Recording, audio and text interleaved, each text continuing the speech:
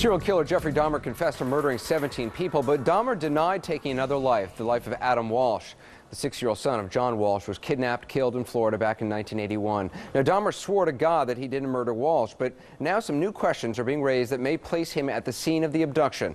For more on the story, I spoke with former FBI agent Neil Patel. He interrogated Dahmer. I also spoke to forensic psychiatrist Dr. Park Dietz, who examined the serial killer for some 18 hours. Also joining me, Arthur J. Harris, a crime writer who claims to have uncovered new evidence linking Dahmer to the Walsh case. All three joined me earlier.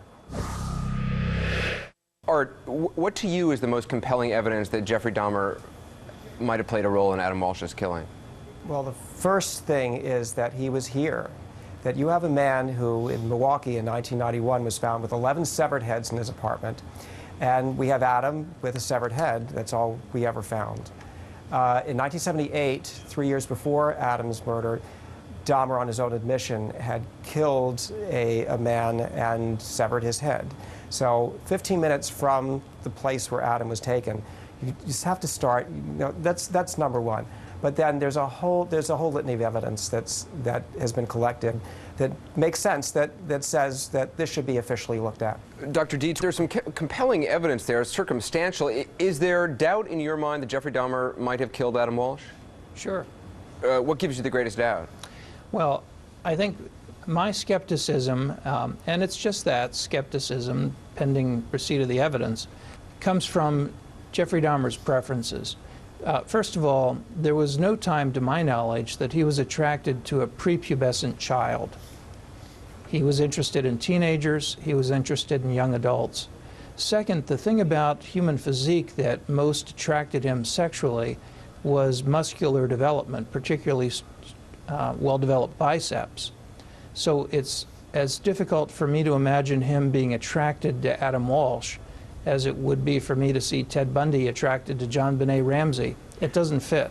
But his own father said that he started out, or that he was a pedophile, convicted child molester. I think at one time he even went to prison for fondling a prepubescent child, a 13-year-old Laotian boy.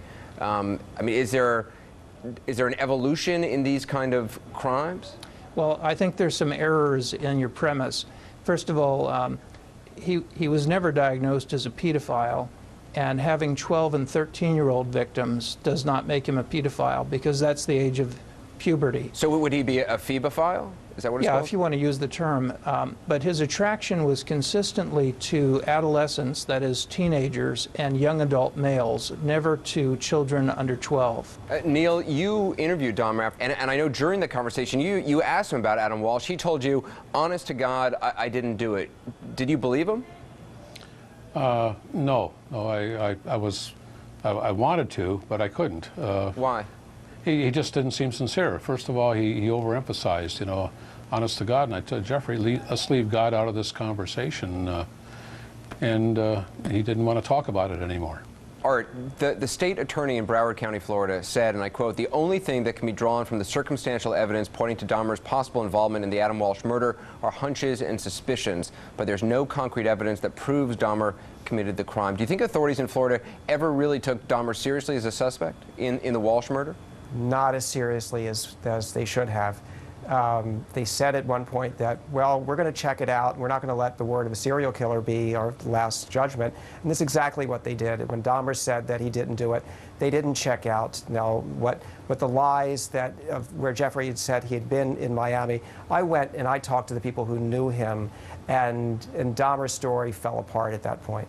Neil, what do you make of all this? I mean, there seems to be this circumstantial evidence, two guys placing Dahmer at the mall, that Adam Walsh was taken the day he disappeared. He apparently had access to the blue van, as Art Harris has found out. Does it pass the smell test to you? I mean, do you think there should be more investigation going on? I think anytime witnesses come forward, no matter what the circumstances, law enforcement has to follow the leads, has to resolve it. It's our obligation. We'll have more from our panel in a moment. Their take on the mind of Jeffrey Dahmer, what it was that made him kill. Fascinating insight. Plus, the federal agent who gave up friends and family to go undercover inside the Hells Angels. Now he says he's a target.